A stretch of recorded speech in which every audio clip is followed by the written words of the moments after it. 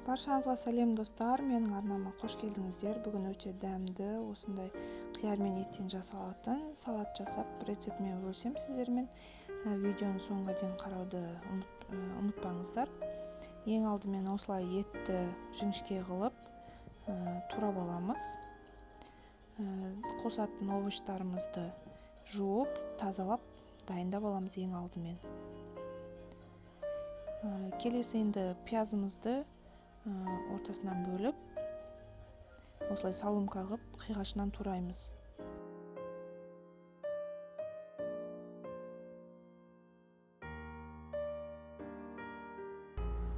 Енді сәбізімізді теркадан өткіземіз.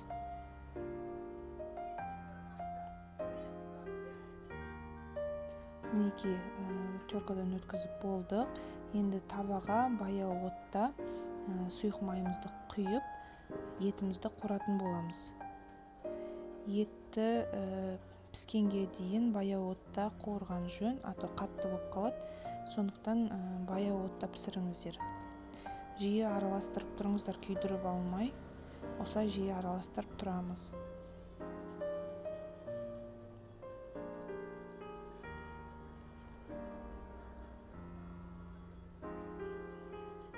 Шамамен бір 10-15 минуттай осылай етті қуырып, содан кейін туралған пиязымызды салып, 1-2 минуттай араластырып қуырамыз. Келесі морковымызды, сәбізімізді салып, тағы да араластырып, 1-2 минуттай қуырамыз.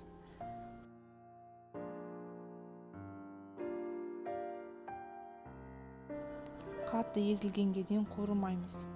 Енді қиярымызды осылай соломкамен, ұсақтамай, осылай соломкамен тураймыз.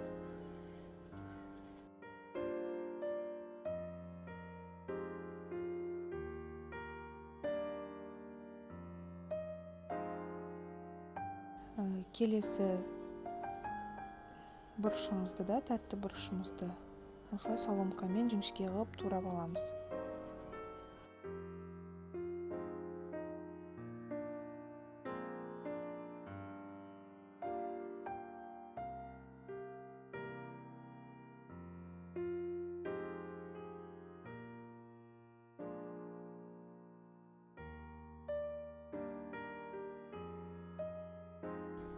Қызанақты осылай кесіп, ортасындағы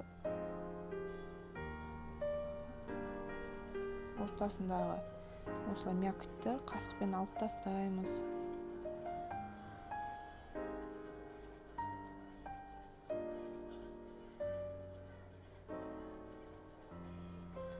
Оны да осылай жіңішке қылып тураймыз.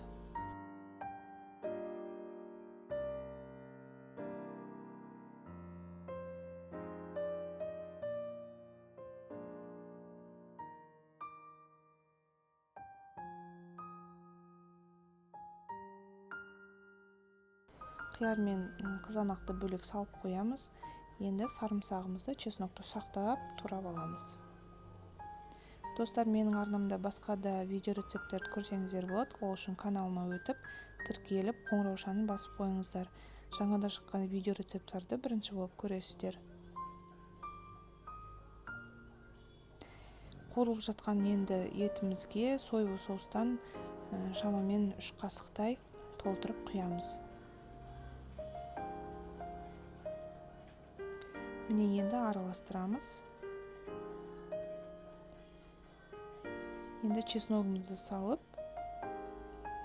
тағы да қуырамыз. Бұрышты саламыз, араластырамыз. Тағы да шамамен 5-6 минуттай қуырып, кішкене қуырып аламыз. Езіліп кетпеу керек, бұрышты қатты пісіріп алмау керек.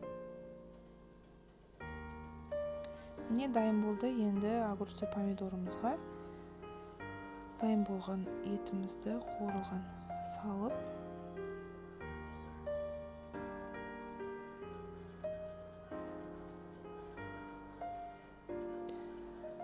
үстіне 1 қасық қызыл ашты бұрыштан қосамыз.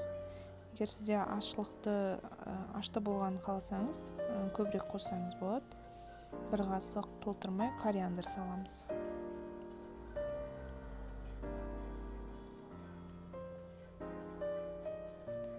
Бір шай қасық яблочный уксустан қосамыз. Яблочный уксус болмаса, жай уксустан қоссаңыздар да болады. Ұсақтап туралған кинзамды да қосамыз.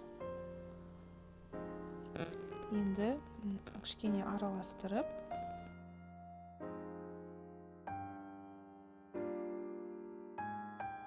дәміне қарай тұзын салыңыздар. Содан соң жақсылап араластырамыз. Бірден салып жей берсеңіздер де болады салатты, немесе 1-2 сағаттай тұзы дәмі бір-біріне үйлесіп, сіңгенге дейін қойып қойсаңыздар да болады. Ыстық күйінде, суық күйінде де салатты жей беруге болады. Өте дәмді, түрі де өте аппетитный, көріңіздер, немесе гарнир қосып қасына солай тағам ретінде ұсынуға да болады. Мінекей достар, салатымыз дайын болды. Ас болсын, менімен бірге болғандарыңызға рахмет.